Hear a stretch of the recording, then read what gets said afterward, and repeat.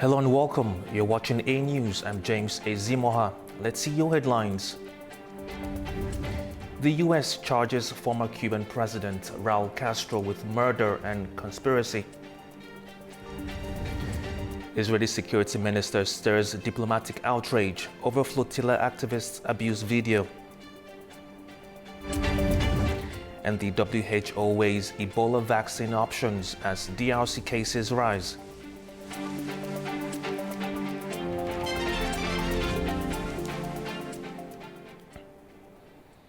Now, Washington is turning up the pressure on Cuba once again, this time through a decades-old case that still carries deep political weight in Miami. The move comes as the Trump administration signals a tougher line on Havana, while also saying it wants a new relationship directly with the Cuban people. Obi Shabander has more. The Trump administration has officially indicted former Cuban leader Raul Castro for shooting down a plane that killed 4 Americans back in 1996. The planes were operated by a Cuban-American exile group that would often fly into Cuban airspace and around surrounding waters, looking for Cubans who were fleeing the country in droves at the time.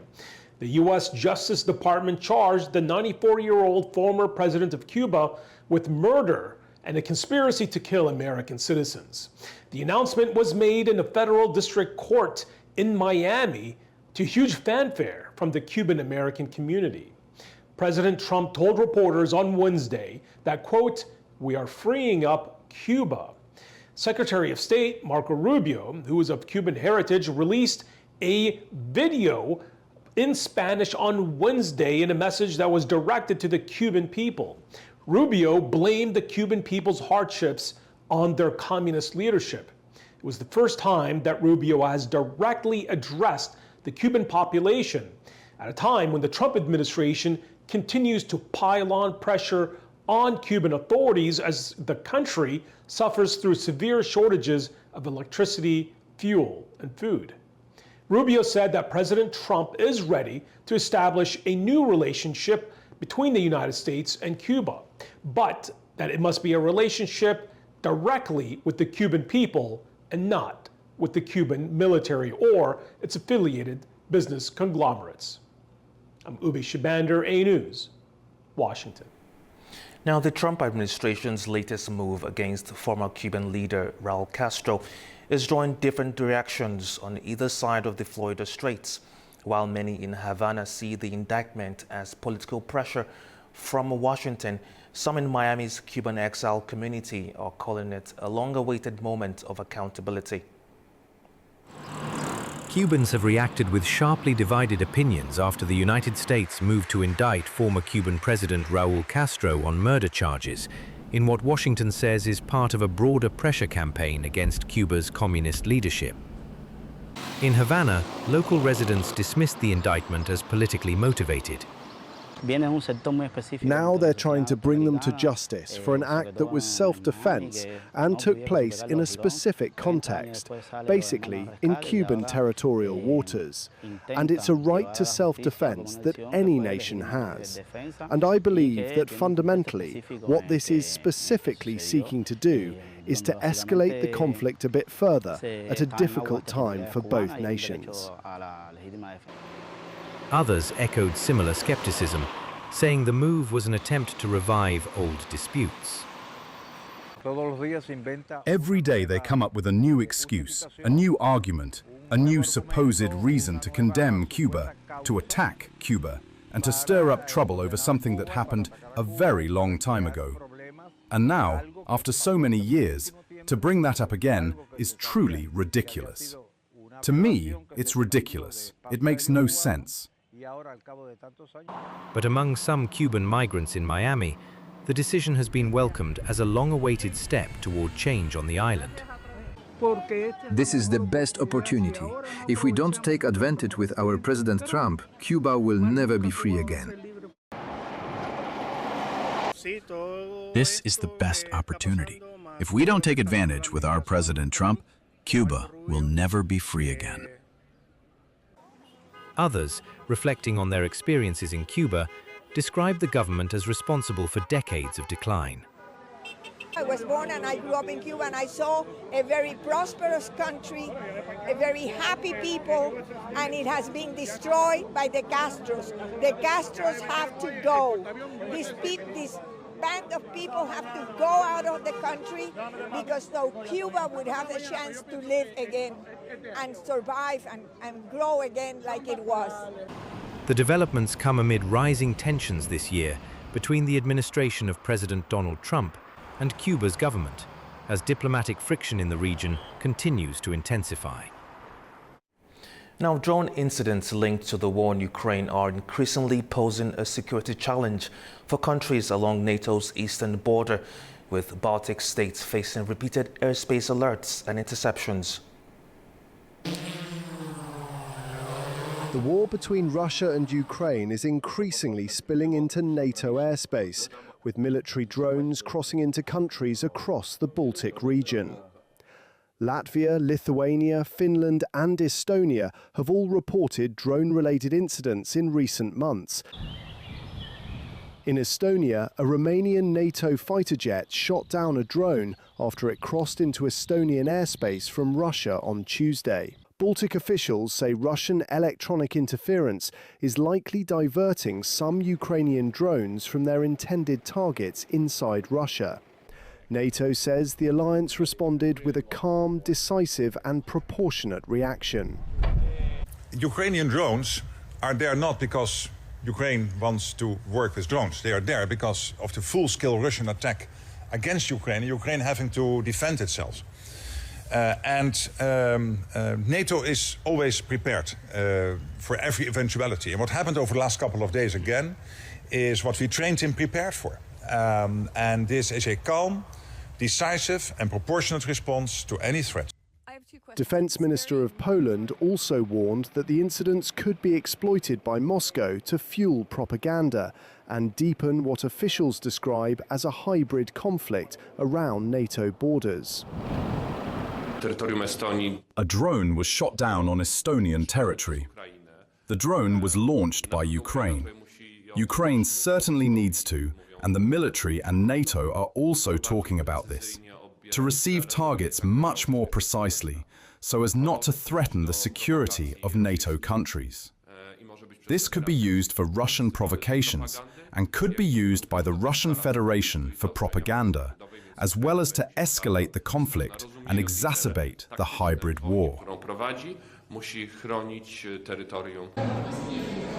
In Lithuania, authorities issued an air danger warning near the capital Vilnius after reports of a drone entering the country's airspace on Wednesday. Flights and train services were temporarily suspended, while schools moved children into shelters.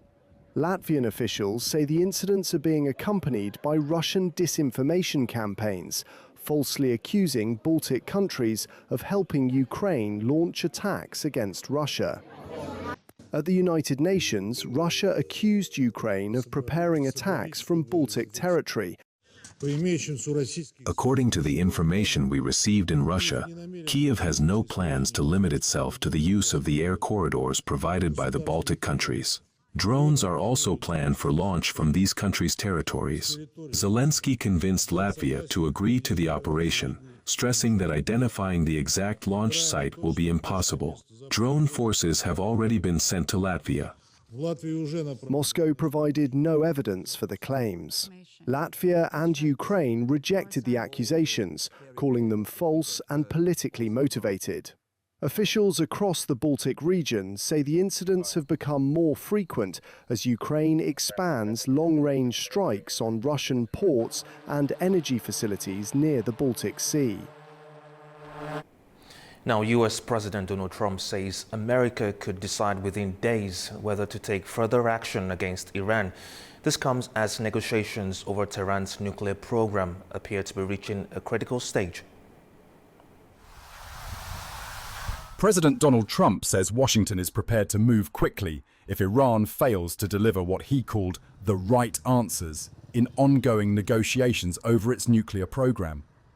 Speaking to reporters on Wednesday, Trump said the United States could wait a few days for a response if it could prevent more people being killed.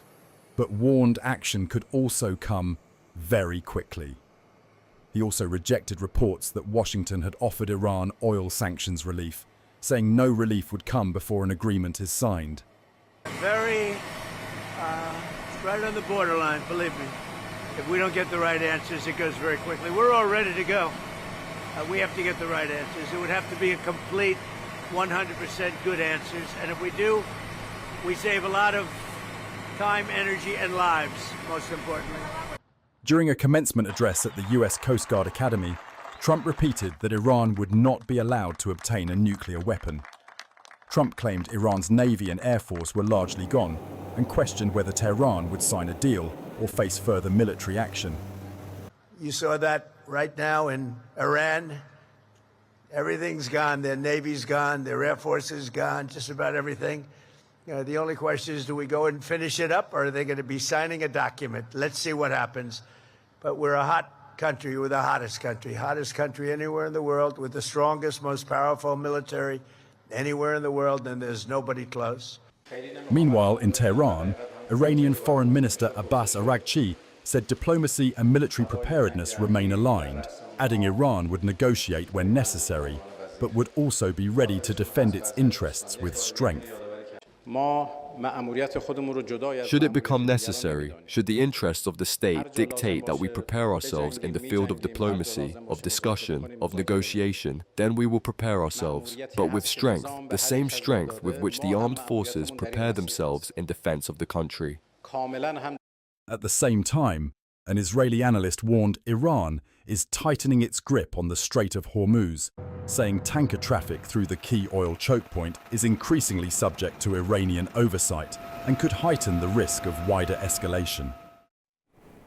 Now, Iran and Pakistan discussed the latest developments in the stalled negotiations during a visit to Tehran by Pakistan's Interior Minister Mohsen Raza Naqvi. Meanwhile, Iran is commemorating a group of schoolgirls killed at the start of the war in February. Turaj Shiralulu has more.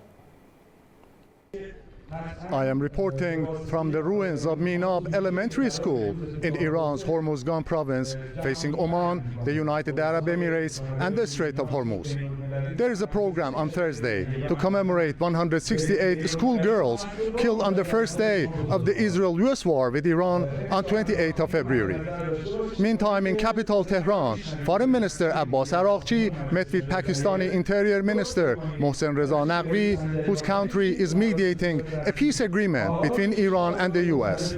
It is the second visit by the Pakistani official in less than a week, as Tehran was awaiting Washington's response to its proposal sent early this week. Iranian Foreign Ministry spokesman Ismail Baghai confirmed that the exchange of messages between Iran and the US is continuing, adding that the visit by Pakistan's Interior Minister serves as facilitating the exchange of messages. The visiting Pakistani official met his Iranian counterpart and President Masoud Pezeshkian upon his arrival in Tehran on Wednesday. He is also expected to meet with Parliamentary Speaker Mohammad Baqir Ghalibaf, who led the Iranian negotiators in the indirect talks with the US in Islamabad in April. Unconfirmed media reports suggested that Pakistan's Army Chief Field Marshal Asim Munir will also travel to Tehran in the near future to boost his country's mediation efforts. Turaj Shiralulu reporting from Minab for A News. Now let's talk to Daniela Mello, political scientist, joining us from Boston, USA. Good to have you, Daniela. Now, Trump says he is in no hurry for a deal, but at the same time, he has given Iran a short deadline. What do you make of that? First of all, hello, and thank you for the invitation. Well, the president has had a somewhat volatile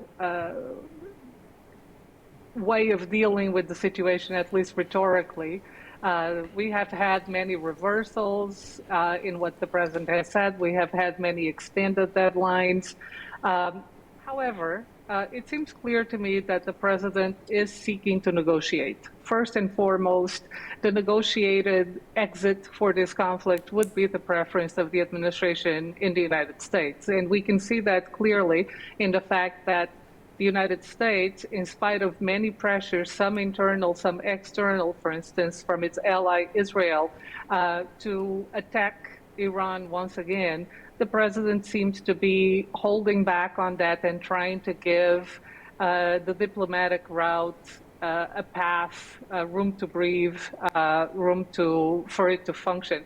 Of course, that doesn't mean that there won't be attacks in the future.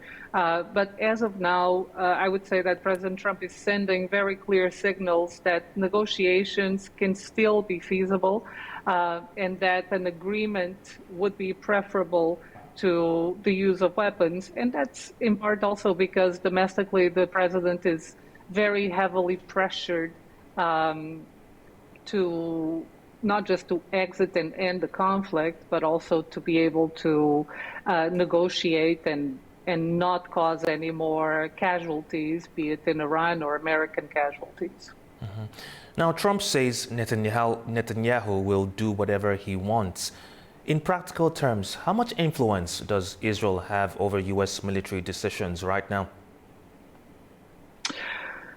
Well, as has been amply discussed in the media over the past 2.5 months, Israel played a critical role in persuading the American administration that the time was right to attack Iran, to weaken the regime, to possibly even change the regime, and to be able to accomplish the geostrategic goals that the United States had for the region in terms of denuclearization and perhaps even pressuring Iran to stop its support for its regional allies and its anti-ballistic missiles.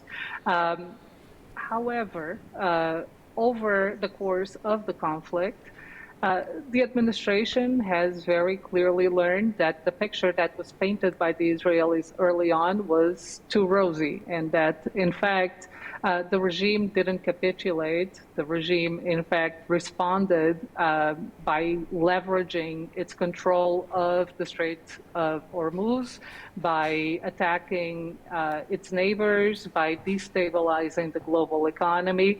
And in fact, we are still, this moment, at a stalemate in which Iran has not yet conceded on the key red lines of the American demands, and the Americans are caught between a rock and a hard place in terms of deciding whether or not to prolong the conflict or to escalate the conflict. But I say this and I recall this because after the phone call from Tuesday between the president and Mr. Netanyahu, many parts of that call was made available.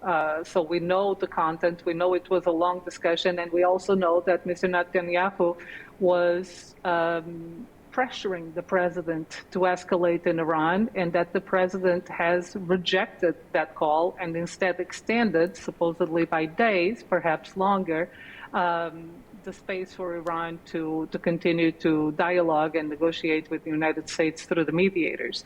So what I'm saying here is that at this point, it seems very clear that the Israelis don't have as much influence over the direction of the conflict as they did in the beginning. It also seems very clear that the objectives that Israel wanted to accomplish in Iran are not the same as the objectives that the United States government wanted to accomplish. It's clear that Israel wanted to see a regime change, that it planned for a regime change, and seems to be now frustrated in its inability to continue the attacks to try to bring that outcome about.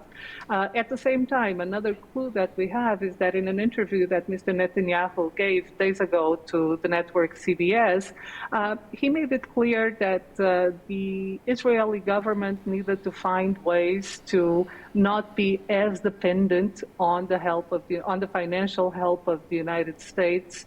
And that has been interpreted around here as a signal that even Mr. Netanyahu understands that the winds are changing and that the support of the United States may not be there long term, and they may need to pursue their own strategic independence. All right. That was Daniela Mello, political scientist, joining us from Boston, USA. Thank you for your time. Thank you. Now, tensions are rising between Israel and several European countries after the detention of activists from a Gaza-bound aid flotilla.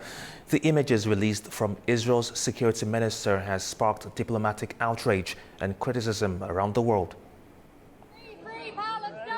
Israel's far-right National Security Minister Itamar Ben-Gvir has sparked an international diplomatic crisis after publishing footage showing detained international activists being abused by Israeli security forces. The activists were part of the global Sumud flotilla, which departed from Turkey last week carrying humanitarian aid bound for Gaza. In the footage, Ben-Gvir is seen waving an Israeli flag and mocking the activists after their detention. They came here full of pride, acting like heroes. Look at them now. They are not heroes. They are supporters of terror. I say to Prime Minister Netanyahu, keep them here longer. Put them in the terrorists' prisons. This is how they should be treated. Israeli authorities said around 430 activists from 40 countries were detained and taken to Ashdod port after the interception. Lawyers for the group say several activists were injured during the operation, with 3 briefly hospitalized and others suffering suspected broken ribs and breathing problems. Some detainees are expected to be transferred to Ketziot prison in southern Israel, according to rights group Adalah and flotilla organizers. Prime Minister Benjamin Netanyahu said the conduct was not in line with Israel's values and ordered the activists deported. Foreign Minister Gideon Sayar accused Ben-Gvir of damaging Israel's international standing. The footage also triggered widespread condemnation around the world. Belgium, France, Spain and the Netherlands summoned Israeli diplomats for explanations, while Greece, Ireland and Italy demanded the immediate release of their citizens. Leaders from the UK, Canada, Germany, Australia and New Zealand also condemned the treatment of activists on board the flotilla. South Korean President Lee Jae-myung described Israel's actions as way out of line and questioned the legality of arrests carried out in international waters. Even US Ambassador to Israel Mike Huckabee, a longtime ally of Israel, called Ben-Gvir's behavior despicable and said the minister had betrayed the dignity of his nation. The flotilla was the latest attempt by international activists to break Israel's blockade on Gaza, where aid agencies continue to warn of severe shortages of food, medicine and other essential supplies, despite the ongoing Israel-Hamas ceasefire.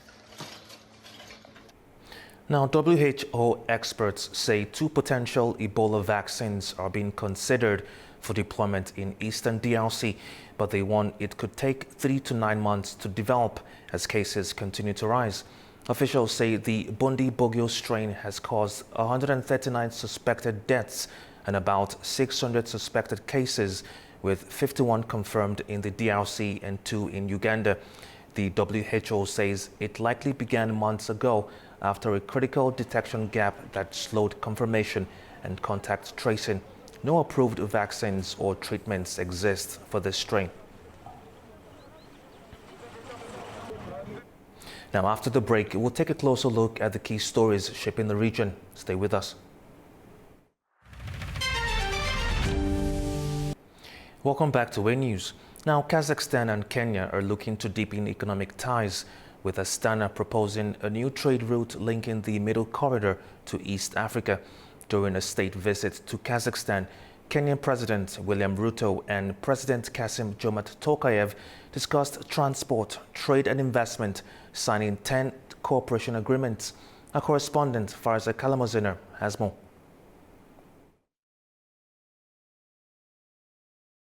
links with Africa. During the state visit of Kenyan President William Ruto to Astana, President Kasim-Jomart Tokayev proposed connecting the Middle Corridor with East Africa through Kenya's major ports. The plan would link the Trans-Caspian International Transport route with the ports of Mombasa Port and Port of Lamu, two of East Africa's main logistics hubs. Mombasa alone serves as a key regional gateway connecting trade routes across much of East and Central Africa, including several landlocked countries. For Kazakhstan, this could open new export routes and wider access to African markets.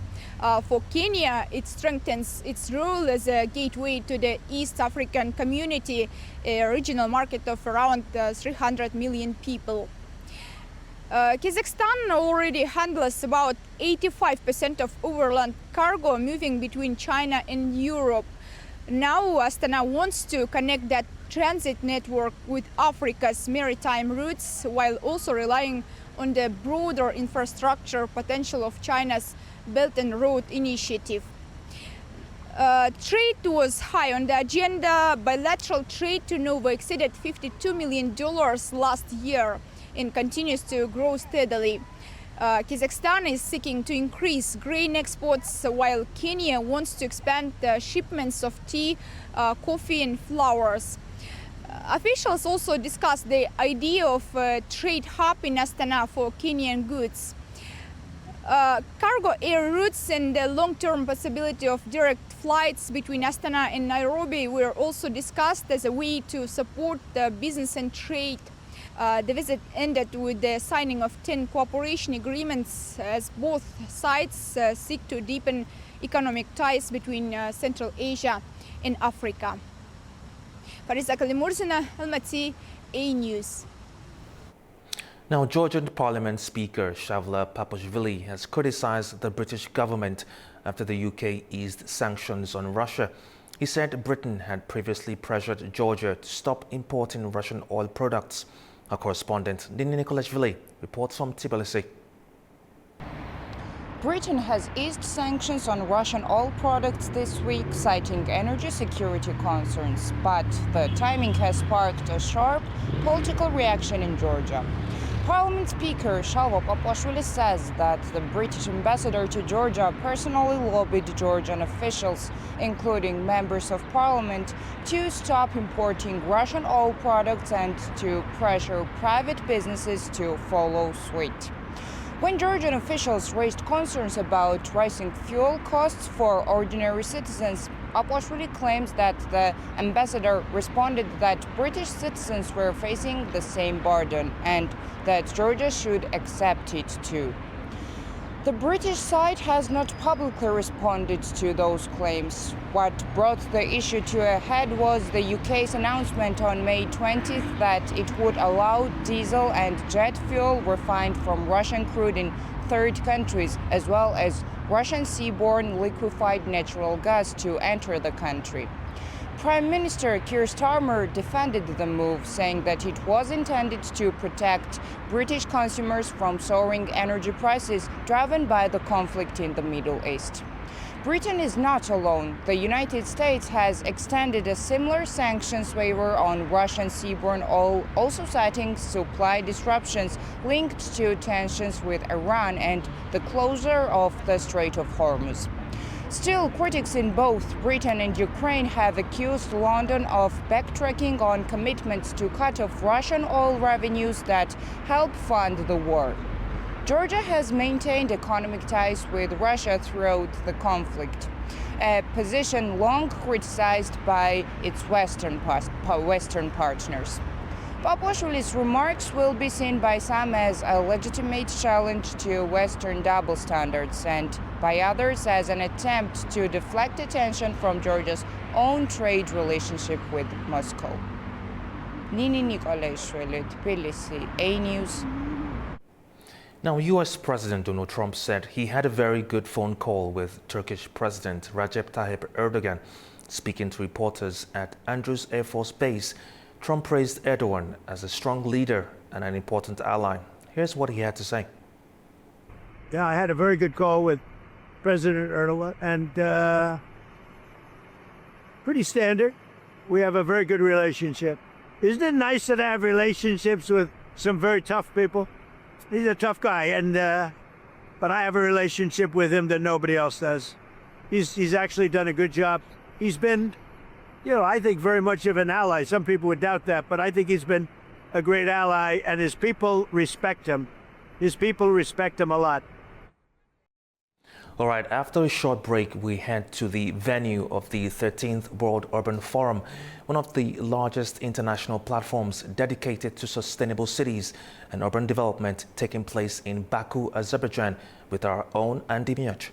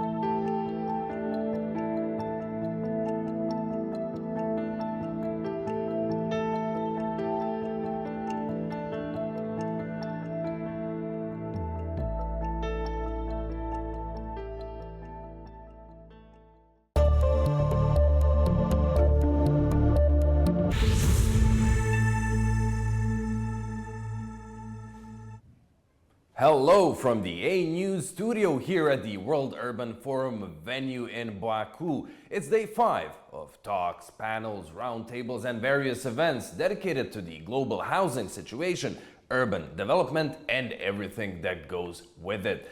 One of today's sessions focused on Azerbaijan's first national sustainability framework. Aytan Shukurova reports. One of the sessions held within the framework of 13th World Urban Forum focused on the Sustainable Practices Standard, Azerbaijan's first national sustainability standard, as the event enters its final days in Baku.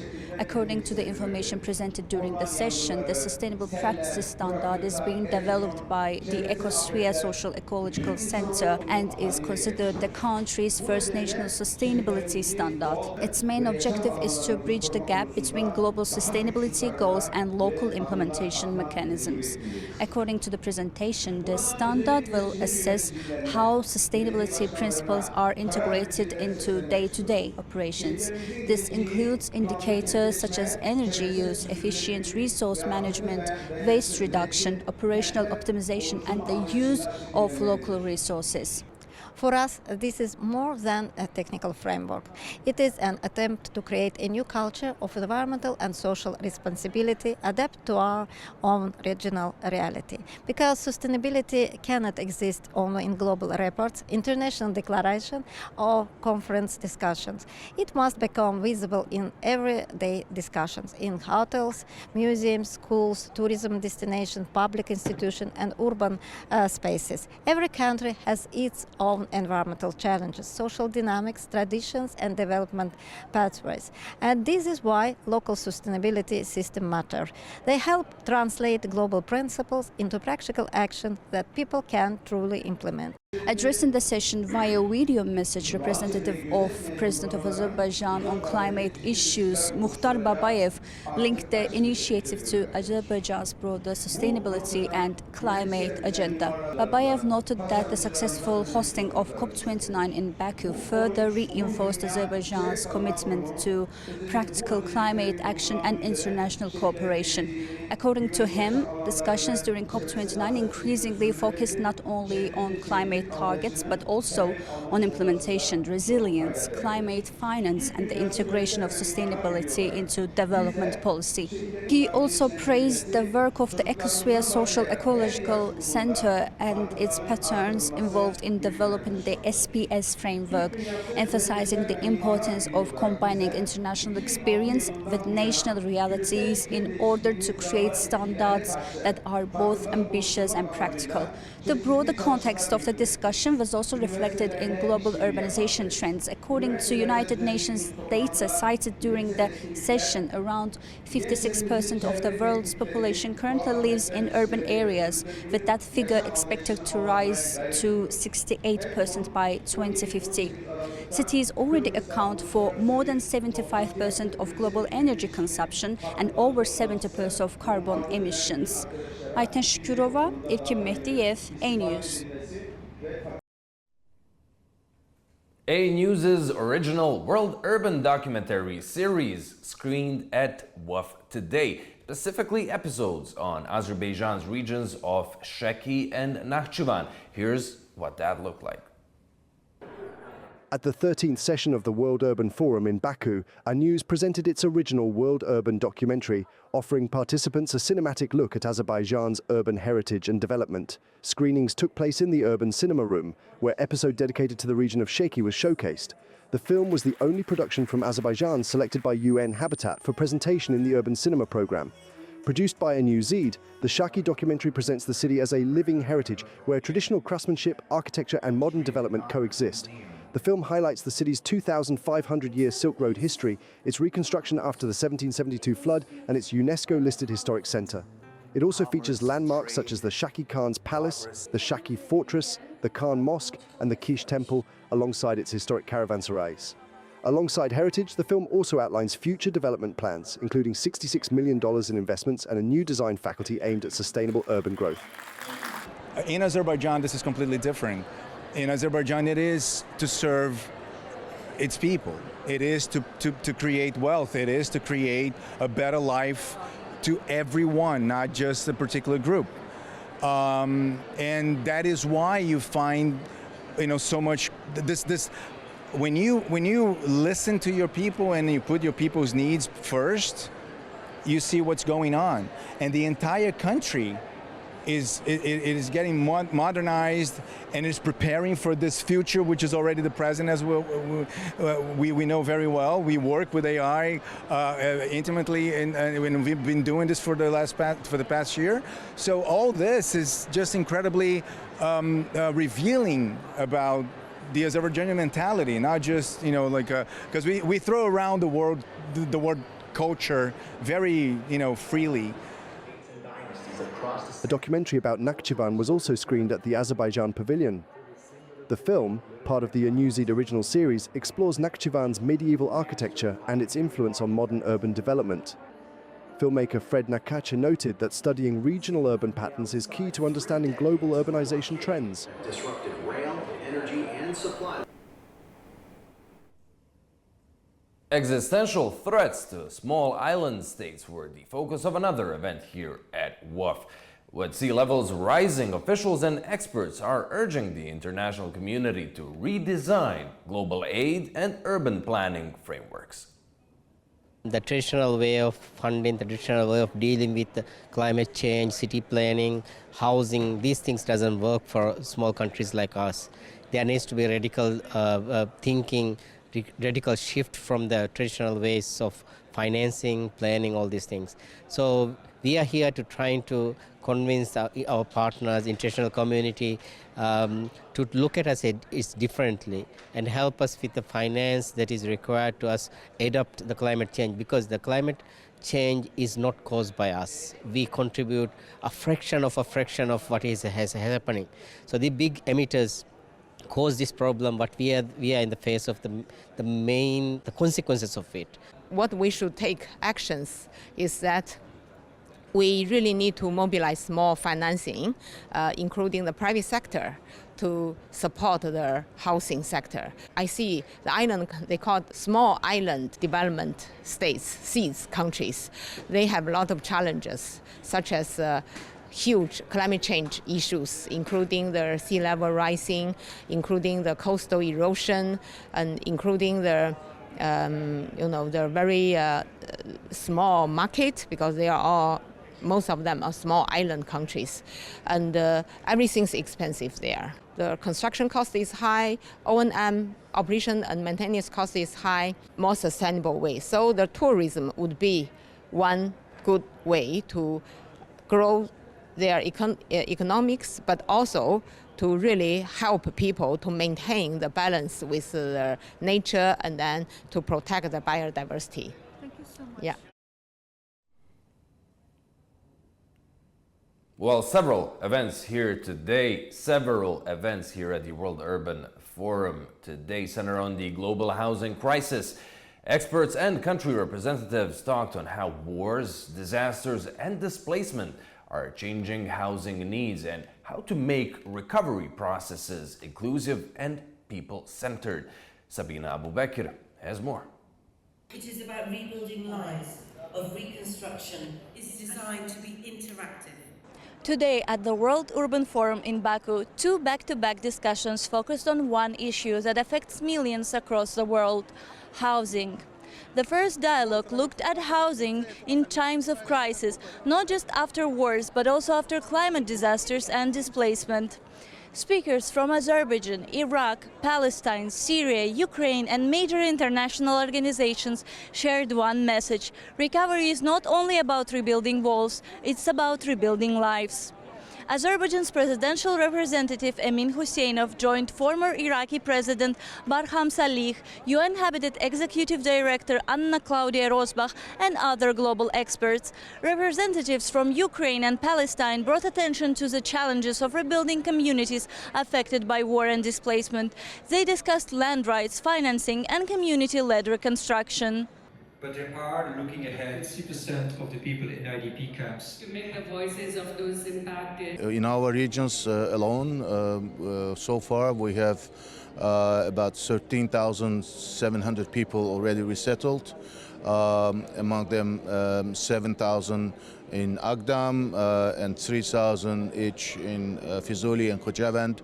But this year alone we will try to resettle around 30,000 more our citizens to their native homeland. And then of course this process will be continued next year as we go on. The second state program is under preparation, and hopefully that will be implemented much more rapidly for obvious reasons that certain necessary basic infrastructure and demining efforts have already been done, and very successfully so, that opening up the way for us to implement these projects more rapidly. The conversation comes at a time when the global housing challenge continues to grow. Nearly 3 billion people worldwide now lack adequate housing, while more than 300 million people remain without a home. Participants also stressed that displaced communities should not simply receive decisions from above. They said people affected by crisis should help shape recovery from day one. According to information we already collected, and after the aggression of Israel against Gaza and also in the West Bank, there is 372,000 houses were demolished, were destroyed, and more than 60,000 units are partially damaged and can be repairable.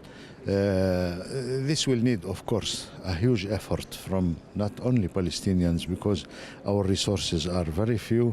This requires an international solidarity, support of the international community and the friends of the Palestinian people, including Azerbaijan, of course, who has the same experience maybe as a result of what happened in Karabakh, destruction, and their plans to recover. The second panel widened the conversation even further. Attention shifted from local recovery efforts to the global impact of instability in housing systems. Experts from UN Habitat, UNDP, and regional organizations discussed how crises can trigger effects far beyond the countries directly affected. Rising construction costs, pressure on cities, disruptions to housing delivery, and growing risks for vulnerable communities were among the main concerns raised. The discussion was not only based on policy and data. Some speakers also spoke from personal experiences, including Lebanon's Minister Claudine Karaki, who reflected on the realities faced by communities that have witnessed war firsthand. Housing issues, the communities, the poor people they are facing, it's very serious, it's challenging. And recently we have also seen mass evictions that has actually happened in Kathmandu. So the housing issues, it's very critical, and that actually requires immediate attention to address the issues and to rehabilitate. Speakers also stressed that the impact is being felt across regions from the Middle East to Africa and Asia Pacific, creating long-term challenges for cities and for millions of people trying to access safe and affordable housing. Sabina Abubekir, Zohrab Sherinov, A News. WOF also featured discussions on the future of major global cities, and Baku among them. Part of the talks focused on the city's Master Plan 2040, aiming to address modern urban challenges while preserving Baku's historic identity. To get some more on that, A News spoke to an official of the Department of Architecture and Urban Planning of the Azerbaijani capital. The most important of them are making Baku a human-centered city, which is oriented to the comfortable living of its citizens. It's going to be a well-balanced, polycentric city by 2040 with several centers outside of the historical core of the city. The second idea is to keep the balance of the precious architectural monuments of Baku and its cultural uniqueness. And the third idea is to make Baku clear and safe environment from ecological point of view.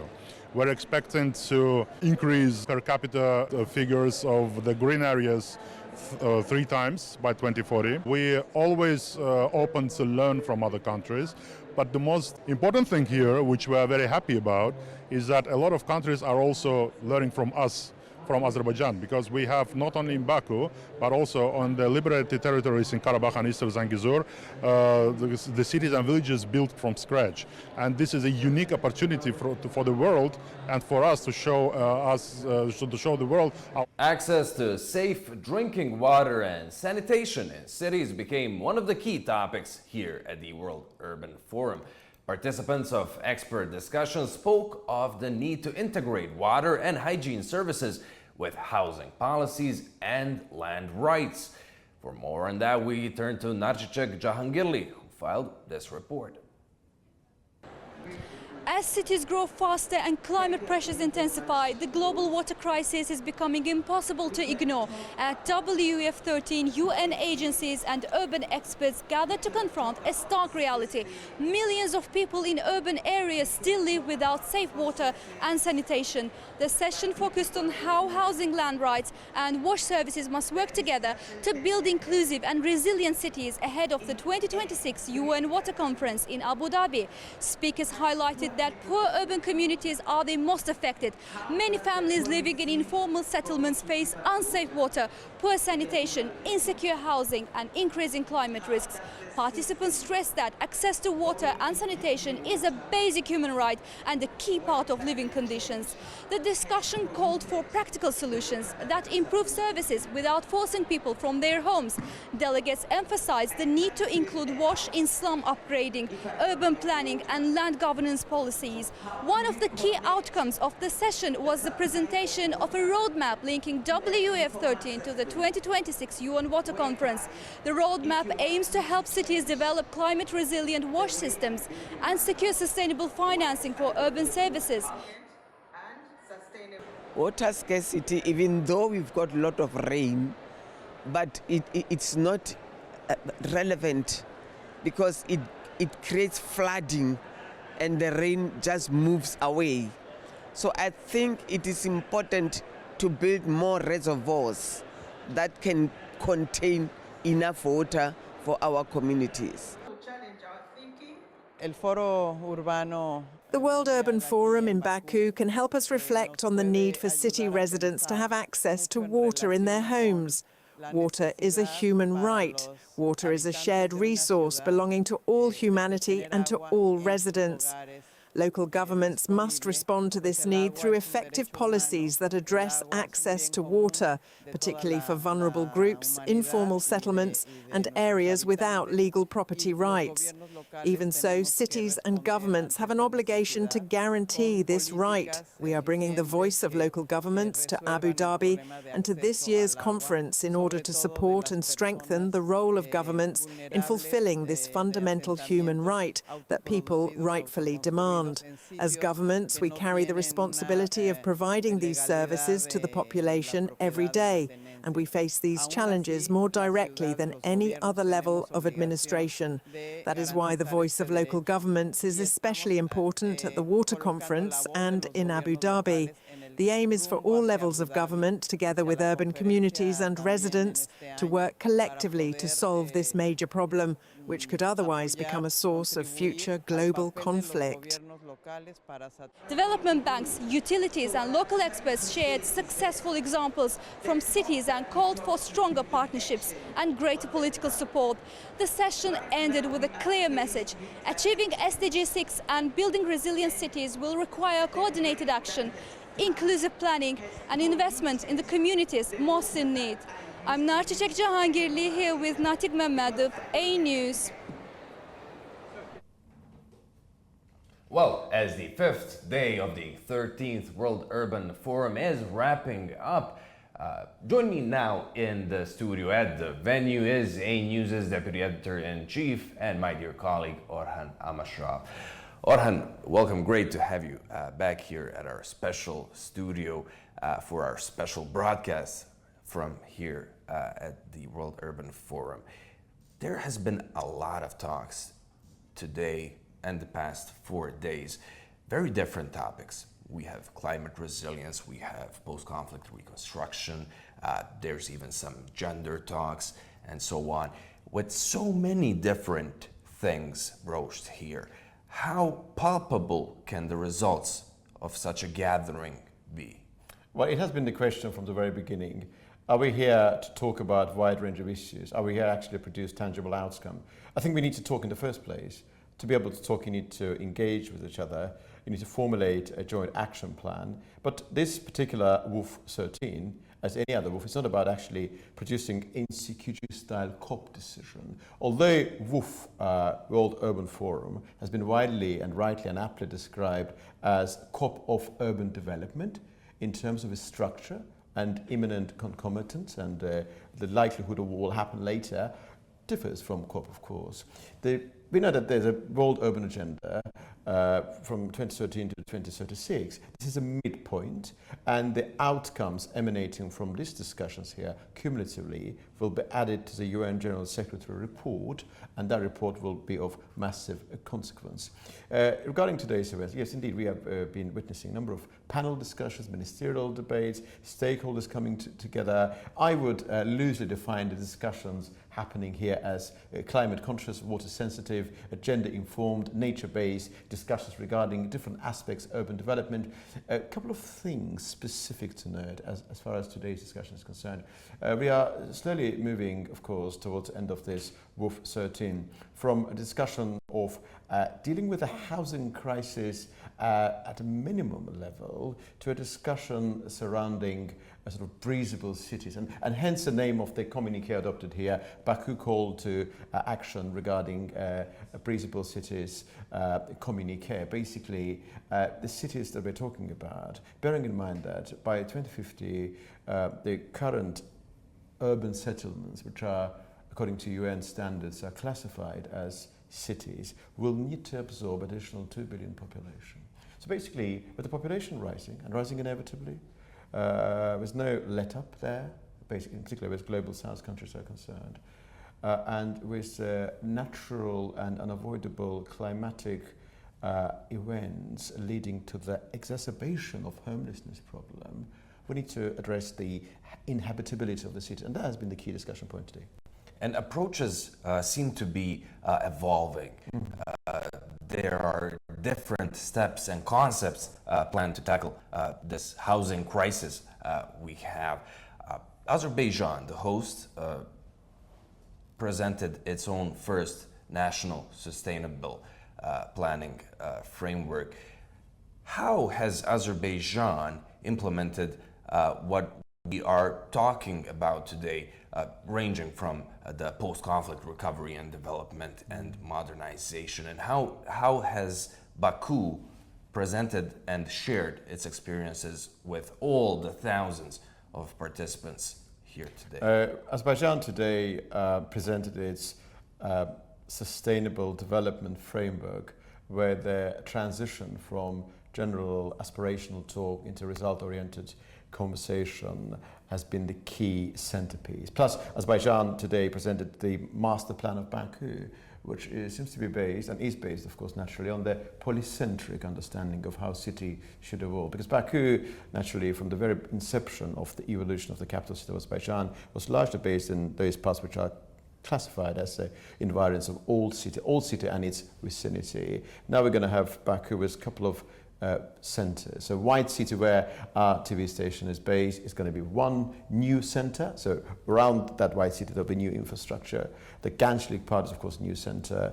There will be other parts as well. So in order to ensure that, bearing in mind that Baku is an entire concentration of nations' political, economic, and in many ways cultural capital, it's vital that it doesn't have one center. This is one of, actually, there are many things to discuss, of course, but I fully understand that the time is quite limited. Exactly, Orhan, but thank you for your snappy and in-depth analysis as always. And thank you so much for watching. That's all the coverage we have for you today, but tune in tomorrow. We're going to have more. Bye.